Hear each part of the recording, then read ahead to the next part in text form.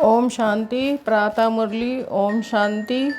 बाप दादा 9/8/2024 के परमात्मा मधुर महाभाग। मीठे बच्चे, ये ब्रह्मा है सतगुरु की दरबार। इस भक्ति में सतगुरु विराजमान है, वही तुम बच्चों की सदगति करते हैं। प्रश्न है, बाप अपने बच्चों को किस गुलामी से छुड़ाने आए हैं? उत्तर है, इस समय सभी बच्चे प्रकृति और माया के गुलाम बन गए हैं। बाप अभी इस गुलामी से छुड़ाते हैं। अभी माया और प्रकृति दोनों ही तंग करते हैं, कभी तूफान कभी फैमन है।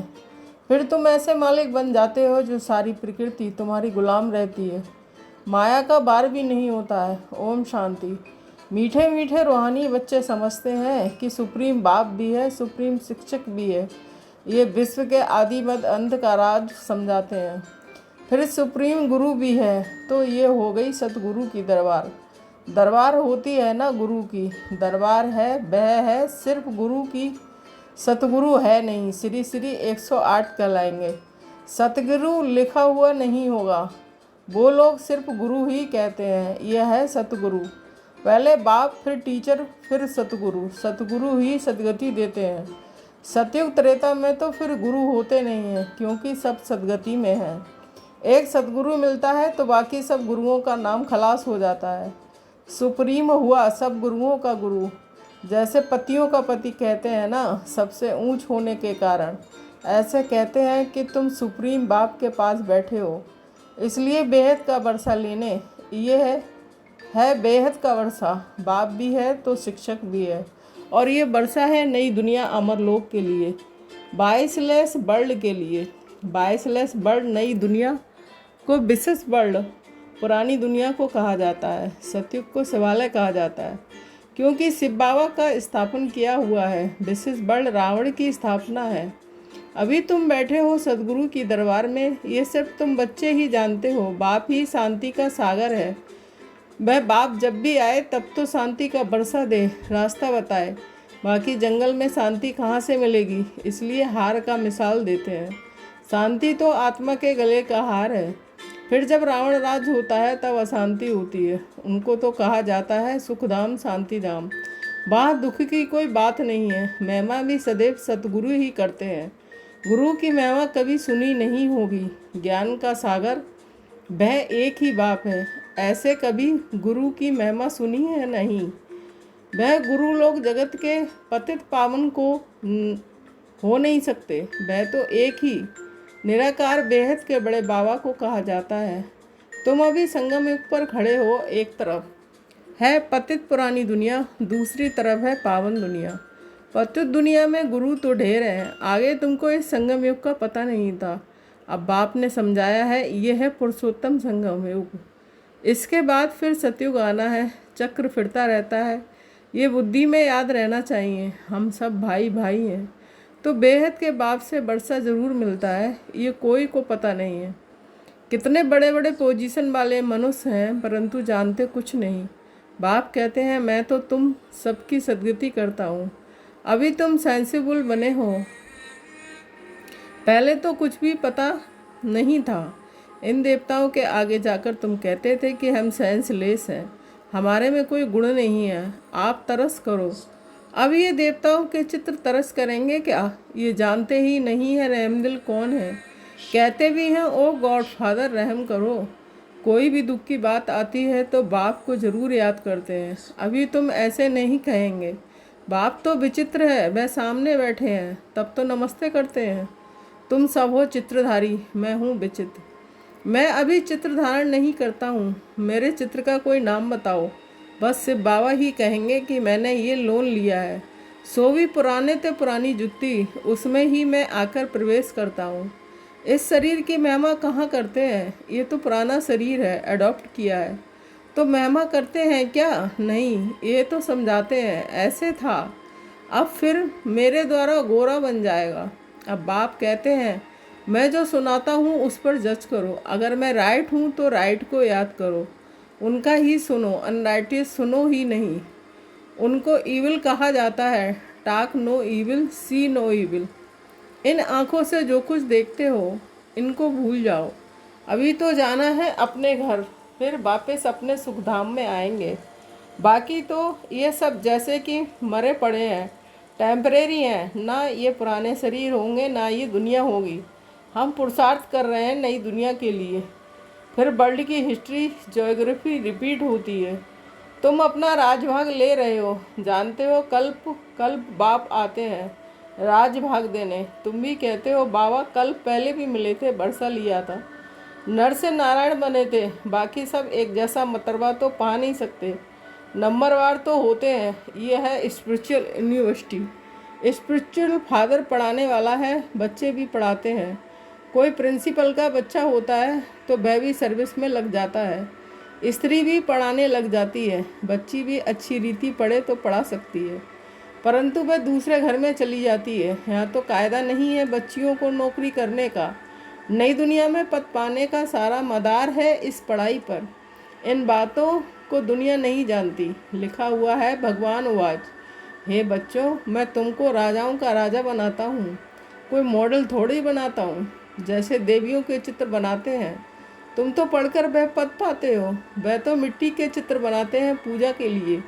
यहाँ तो आत्मा पढ़ती है, फिर तुम संस्कार ले जाएंगे, जाकर नई दुनिया में शरीर लेंगे।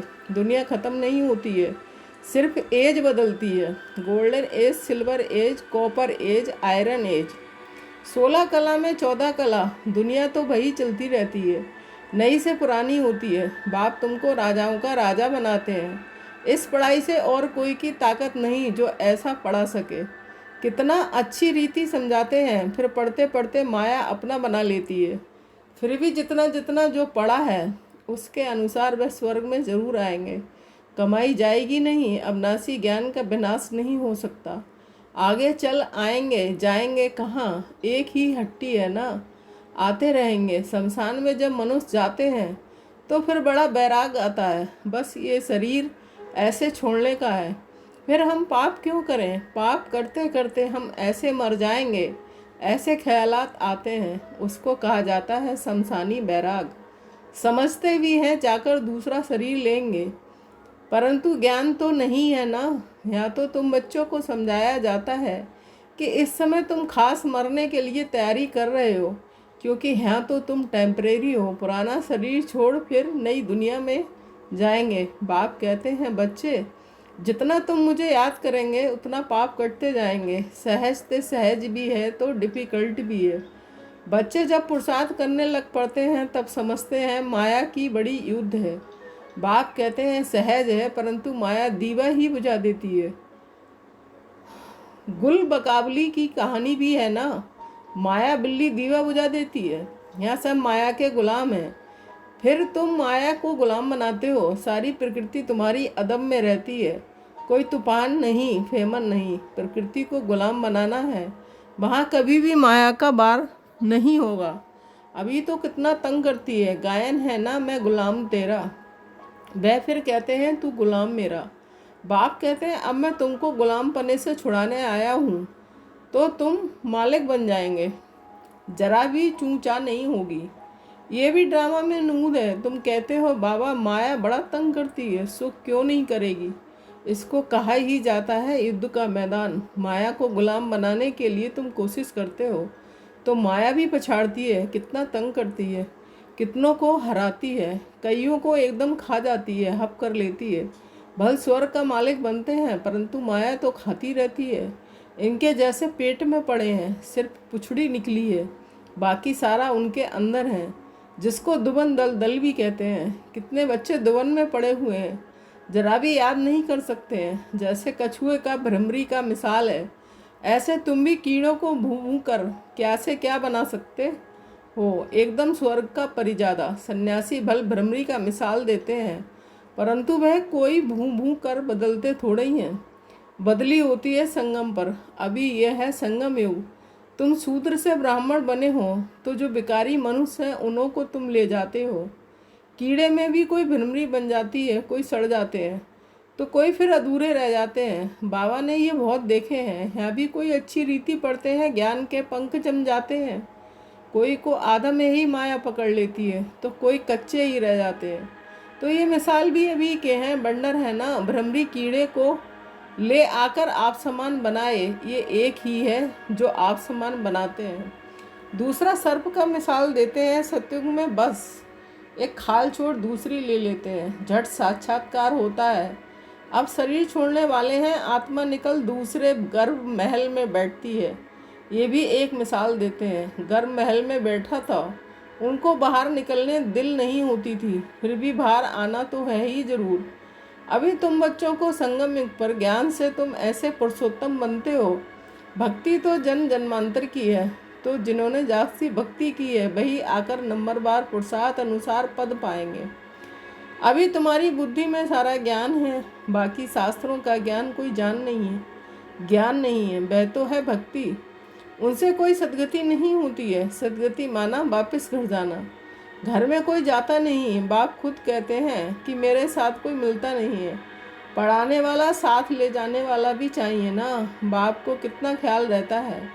5000 वर्ष में बाप एक ही बार आकर पढ़ाते हैं। तुम घड़ी घड़ी भूल जाते हो कि हम आत्मा हैं। ये एकदम पक्का कर लो, हम आत्माओं को बाप पढ़ाने आए हैं। इसको कहा जाता है स्पिरिचुअल नॉलेज। सुप्रीम रूह इस रूहों को नॉलेज देते हैं। संस्कार भी आत्मा रहते हैं। शरीर तो खत्म हो जाता है, आत्मा अविनाशी है। तो ये ब्रह्मा की वृत्ति है, सतगुरु का दरबार है। ये इस आत्मा का भी दरबार है। फिर सतगुरु ने भी आकर इनमें प्रवेश किया है। इसको रथ भी कहते हैं, दरबार भी कहते हैं। तुम बच्चे स्वर्ग के गेट खोल रहे हो श्रीमत पर। जितना अच्छी रीति पढ़ेंगे उतना सतयुग में ऊंच पद पाएंगे। तो पढ़ना चाहिए। टीचर के बच्चे तो बहुत होशियार होते हैं, परंतु कहते हैं ना, घर की गंगा का रिगार्ड नहीं। बाबा का देखा हुआ है, सारे शहर का किचड़ा गंगा में पड़ता है, फिर उनको पतित पावनी कहेंगे। मनुष्यों की बुद्धि देखो कैसी हो गई है। देवियों को सजाकर पूजा आदि कर फिर डुबो देते हैं। कई तो उस पर पाँव रखकर भी डुबोते हैं। बंगाल में पहले रिवाज था, किसी का प्राण निकलने पर होता था तो उनको झट गंगा पर ले जाते थे। वहाँ पानी में डाल हरी बोल कर मुख में पानी डालते रहते थे। ऐसे प्राण निकाल देते थे। बंडर है ना। अभी तुम बच्चों की बुद्धि में चढ़ाई उतराई का पूरा ज्ञान है। नंबरवार पुरुषार्थ अनुसार अच्छा मीठे मीठे सिकीले बच्चों के प्रति माता पिता बाप दादा का याद प्यार गुड मॉर्निंग। रूहानी बाप की रूहानी बच्चों को नमस्ते। हम रूहानी बच्चों की रूहानी माता पिता बाप दादा को याद प्यार गुड मॉर्निंग, नमस्ते नमस्ते। शुक्रिया बाबा, शुक्रिया। धारणा के लिए मुख्य सार 1 पॉइंट। बाप जो सुनाते हैं वही सुनना और जज करना है कि राइट क्या है। राइट ही को याद करना है। अनराइटियस बात को ना सुनना है, ना बोलना है, ना देखना है। 2 पॉइंट, पढ़ाई अच्छी रीति पढ़कर अपने को राजाओं का राजा बनाना है। इस पुराने शरीर और पुरानी दुनिया में अपने को टेम्परेरी समझना है। वरदान, एकाग्रता की शक्ति से परबस स्थिति को परिवर्तन करने वाले अधिकारी आत्मा भव। स्पष्टीकरण, ब्राह्मण अर्थात अधिकारी आत्मा कभी किसी के परवश नहीं हो सकती। अपने कमजोर स्वभाव संस्कार के बस भी नहीं, क्योंकि स्वभाव अर्थात स्व के प्रति और सर्व के प्रति आत्मिक भाव है। तो कमजोर स्वभाव के बस नहीं हो सकते और अनादि आदि संस्कारों की स्मृति से कमजोर संस्कार भी सहज परिवर्तन हो जाते हैं। एकाग्रता की शक्ति परवश स्थिति को परिवर्तन कर मालिकपन की स्थिति की सीट पर सेट कर देती है। स्लोगन, क्रोध ज्ञानी तू आत्मा के लिए महाशत्रु है। ओम शांति। Thank you.